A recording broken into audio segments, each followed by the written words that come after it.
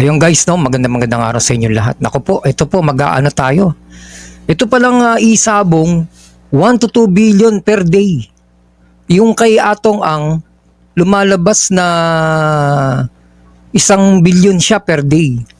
Dahil ano daw to, non-stop 24/7. Tuloy-tuloy ang isabong pala. Ganun pala kalaking pera ang pumapasok sa isabong, no? Billion, hindi million eh. Billion per day per day. Ganun katindi pala yan. Yung industry na yan, ano, ang laki. Talagang tinalo ang droga sa sugal eh. Kaya nga yung mga pogo, online gaming, talagang pinasok na ng mga triad, no? So, kasi nga naman, per day nila, mas malaki kaysa droga. Sa droga, mahuhuli ka pa eh. Samantalang ito, di ba? Kaso nga lang, yan, nakikita nyo sa may, si Sunshine Cruz, no? Sumasakay ng helicopter. Ganun kayaman si Atong Ang. 1 to 2 billion per day nila. Sa, yan, ano. Tapos, sa mga update tayo, merong 4, no? Na bagong testigo. Na kung saan itong 4 na bagong testigo na ito ay mukhang pakawala, no? Ng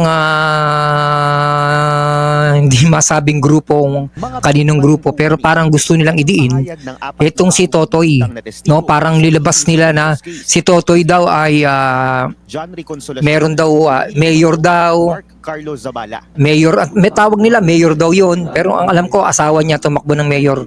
Tapos meron daw resort, maraming mga business, multi-millionaire. Kasama ang 4. Big boss nga, boss ang tawag nila doon. Ginawa nilang boss si ano, no?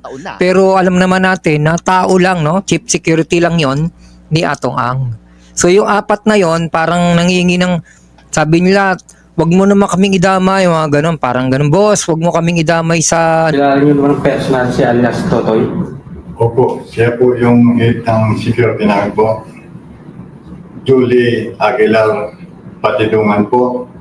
Big time, mayor, may sariling bodyguard po, may bullet drop, at saka may 2 resort, maraming bahay, at saka apartment po. No, ganun, magsabi ka na ng ano. Parang tingin ko kasi hindi pa naman ini-evaluate pa ngayon eh. Sa kasalukuyan nating pag-uusap ngayon, ini-re-evaluate pa yung mga testigo na yan.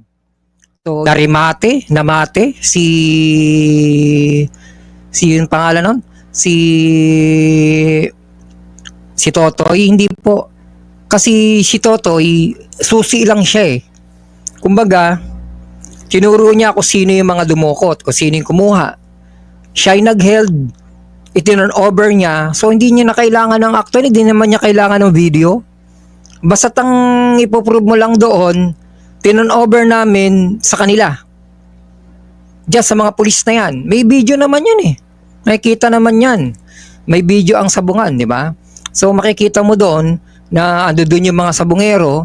Pagkatapos, itinurn over sa mga pulis at saka yung mga sibilyan, mga 30 daw yan eh. Mga taga Laguna. Ngayon, doon sa 30 na yon, mukhang may nag-star witness, mukhang tinuro niya kung saan ang exact location.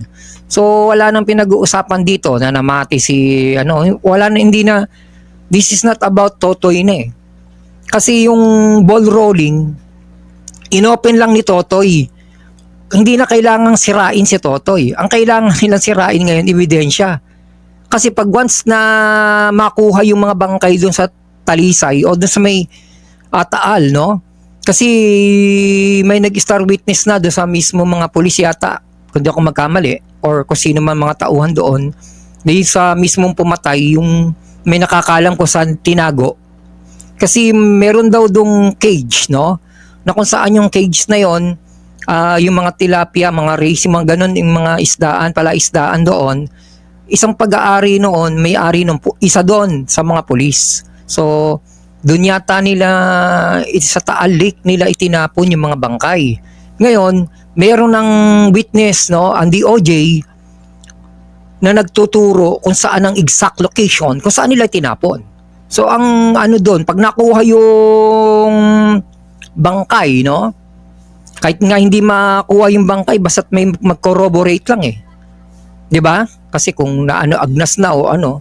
Pero syempre, mas kailangan natin na may bangkay Pag nakuha yung mga buto roon, syempre, forensic yun, DNA testing.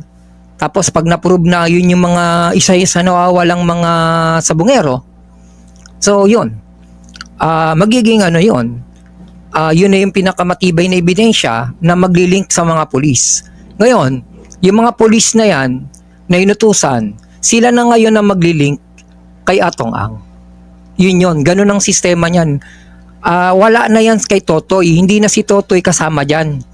Kasi si Totoy lang yung nag-open. Ito yung mga pulis, mga pangalan ng mga pulis, 15 yan na mga pulis. 15 yung hawak ngayon ng DOJ, hawak nila yung 15 pulis na yan. So, sa 15 na yan, syempre may magsasalita at magsasalita dyan. Syempre, ayaw makulong, ayaw. Di ba?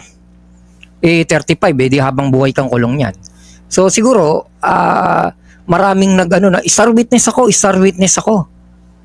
Ayoko makulong. Basta bigyan nyo lang ako ng immunity. Yun yan. Siyempre, halos lahat ng pulis na yan, magsasalita na yan. Talagang kahit ako di ba? Ay, makukulong ako Alam, pamilya ko, paano? Ganyan nangyari dyan.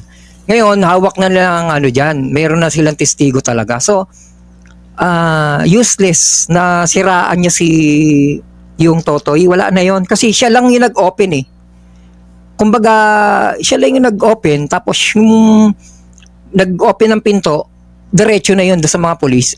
Hawak na yung mga pulis Nagsalita na din yung mga, sa mga party ng mga witness, no? Sa mga pulis, may nagsalita So, tinuro na nga kung saan So, wala na. This is close. Kaya nga, kakasuhan na nga si Atong Ang, at saka si Gretchen Barreto, dahil nabanggit sila doon na sila may kinalaman, So, malamang si Gretchen Barreto ay maging corroborating na lang.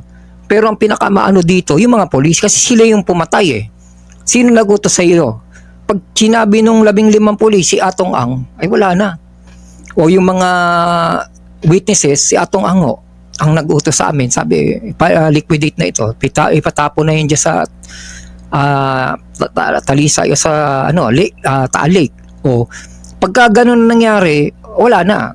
Talagang may kaso talaga si Hindi na yan hindi na yung statement wala na, it doesn't matter. Yung mga video, it doesn't matter. Hindi na kailangan yon. Wala nang bidyong kailangan, wala nang statement na kailangan kasi nga nagsalita na yung mga pulis. May mga nagsalita na doon sa mga pumatay mismo May nagsalita na pala doon. Babalita pa nga lang. May nagsalita na doon. Hindi nga lang masyadong pero may nagsalita na doon sa mga pulis na yon or sa mga kasama ng mga pulis kasi 30 yan sila Pero yung hawak nila 15 pulis. Yan. Tapos may nagsalita na doon mga taga Laguna. Iba't iba ang mga position nila. So nagsalita na doon at tinuro na nila kung saan. So parang close case na rin ito kumbaga. Ang na lang doon pag nagsalita yon, yun ang inutos syempre magdedepensa na lang yan si Atong Ang. Wala akong inutos na ganon. Sino ba kausap nyo? Ganon lang yon. Doon na lang yung wala akong inutos na ganon. Baka na misinterpret nila. Magkakagano na lang yon.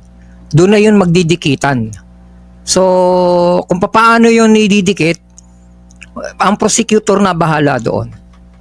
Kung paanong bayaran, kasi may mga money trail naman yan, hindi naman siguro sila magbabayad ng ganong kalaki kung hindi talaga, di ba?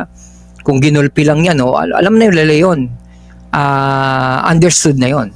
So, mukhang talagang maiipit dito si Atong Ang. Kaso nga lang, syempre 1 to 2 billion yung kanyang business, no? Medyo malaki yon. Malaki talaga. So, baka mahirapan ng gobyerno natin. Yun ang inaalala natin kasi nga, yung sabi nga ng DOJ, masyadong malaki.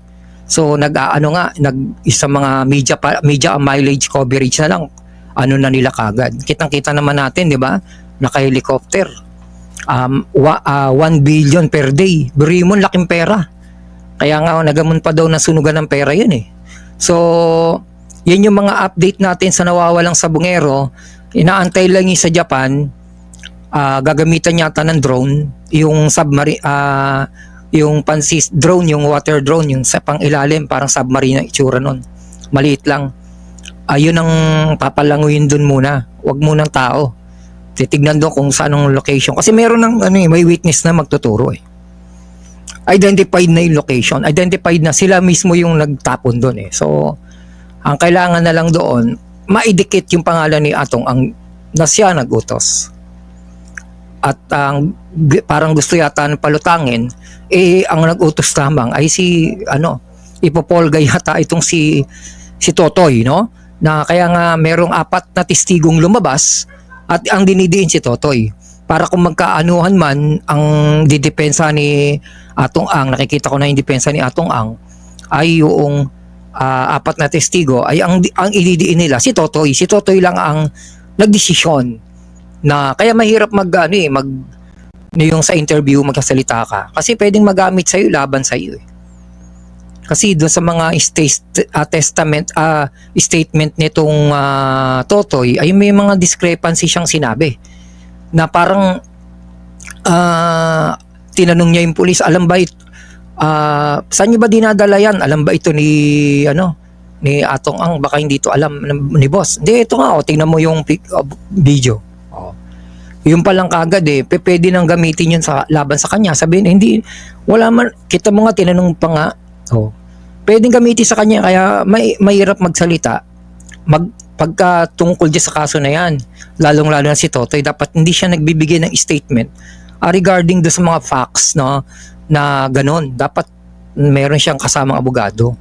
Kasi pwedeng magamit niya sa kanya, pwedeng butasan sila nun. Na siya talaga ang, pwedeng sabihin ni Atong Ang kita mo sa statement niya, hindi ko alam. So wala akong alam. Siya talagang niyan. Pwedeng magkaganunan pa yan eh. Kaya kailangan rin yan. Pero siyempre sa prosecutor na ang bahala dyan kung paano ang magiging So sa ngayon, yan muna ang ating maraming salamat, no. Kaya pala sobrang lakas nito, no. 1 billion per day, talo talaga si Chavit Singson dito. Mas maraming pera talaga to. Sa pagre-research ko, mas maraming pera ang Atong Ang. Ayun lang po muna at paki-like and share at abangan nyo pa yung mga update natin, no, na hindi na update sa iba. Salamat na marami. I love you all. God bless.